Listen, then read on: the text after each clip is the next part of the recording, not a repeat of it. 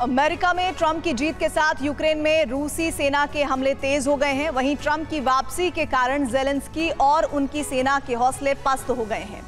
जैसा कि ट्रंप कई बार कह चुके हैं कि वो यूक्रेन को मिलने वाली अमेरिकी मदद को रोक सकते हैं। ज़ेलेंस्की की चिंता का कारण यही है। उधर रूसी सेना अब यूक्रेन को जिस तरह से जला रही है, उससे इस बात की आशंका बहुत ज्यादा बढ़ गई है कि सर्दी में यूक्रेनी फोर्स सरेंडर को मजबूर हो सकती है।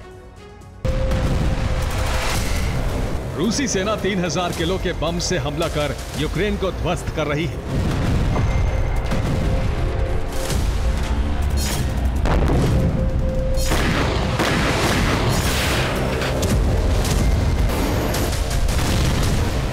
उधर अमेरिका में ट्रंप की वापसी से ज़ेलेंस्की के हौसले पस्त हो गए हैं।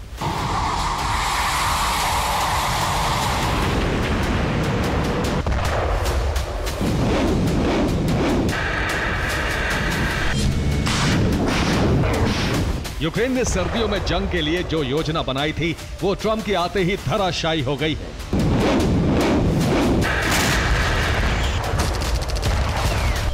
ट्रंप यूक्रेन को समर्थन से पीछे हट सकते हैं। वो यूक्रेन को मिलने वाली सैन्य मदद रोक सकते हैं।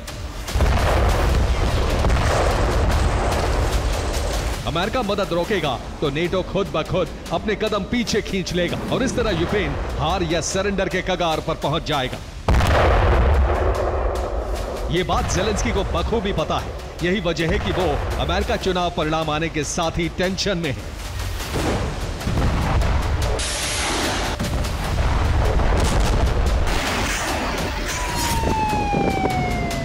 उधर ट्रंप की जीत के साथ ही यूक्रेन में रूस के हमले बहुत तेज हो गए हैं। रूसी सेना कुर्स्क से लेकर यूक्रेनी धरती पर ज़ेलेंस्की सेना का संहार कर रही है। ये संहार फैब 3000 बमों से किया जा रहा है। रूसी सेना ने कुर्स्क में यूक्रेनी सेना को पूरी तरह से घेर लिया है। उत्तर कोरिया के 11,000 सैनिक कुर्स्क पहुंच गए हैं। 2000 सैनिक रास्ते में हैं, वो भी कुर्स्क में मोर्चा संभालने वाले हैं। कुर्स्क में किम सेना की एंट्री के साथ ही यूक्रेनी फोर्स को बहुत बड़ा झटका पहुंचा है। रूस और उत्तर कोरिया के सैनिकों ने यूक्रेनी फोर्स को कई मोर्चों पर घेर लिया है।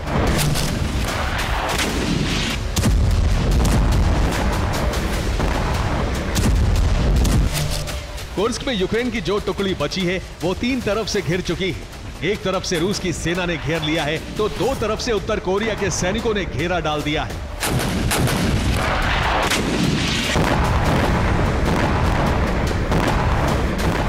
यूक्रेनी फोर्स को घेरने के साथ ही रूस और उत्तर कोरिया के सैनिकों ने यूक्रेनी फोर्स की सप्लाई लाइन काट दी है। इस तरह ज़ेलेंस्की के सैनिक न सिर्फ घिर गए हैं, बल्कि निहत्थे भी हो गए हैं। कुर्स्क में अब सूरत हाल ये है कि यूक्रेनी फोर्स के पास सरेंडर करने का विकल्प भी नहीं बचा है। ऐसा इसलिए क्योंकि उत्तर कोरिया के special commando on the spot यूक्रेनी सैनिकों का संहार कर रहे हैं।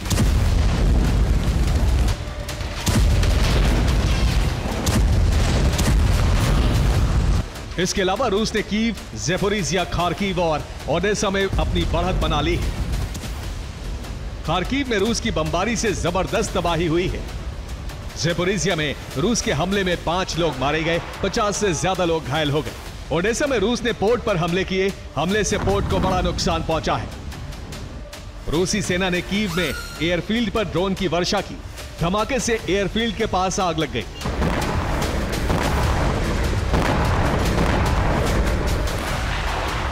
यूक्रेनी रक्षा मंत्रालय के मुताबिक रूसी फौज उत्तर कोरिया के मिसाइलों से भी धावा बोल रही है। रूसी सेना ने यूक्रेन पर हमले के लिए एक और फ्रंट खोल दिया है। इस फ्रंट का नाम है कैस्पियन सागर। रूसी नौसेना यहां से भी यूक्रेनी शहरों पर बारूदी वज्रपात कर रही है।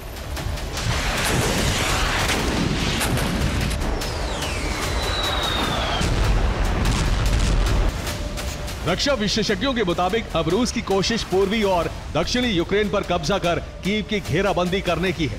इसके बाद रूस ज़ेलेंस्की सेना को सरेंडर के लिए मजबूर कर सकता है। पुतिन सेना ज़ेलेंस्की को सत्ता से हटाने तक कीव को घेरने की तैयारी में है। इसके बाद कीव में अपनी कठपुतली सरकार बनाकर घेराबंदी खत्म कर देगी। Bureau report, TV9 Bharatvarsh.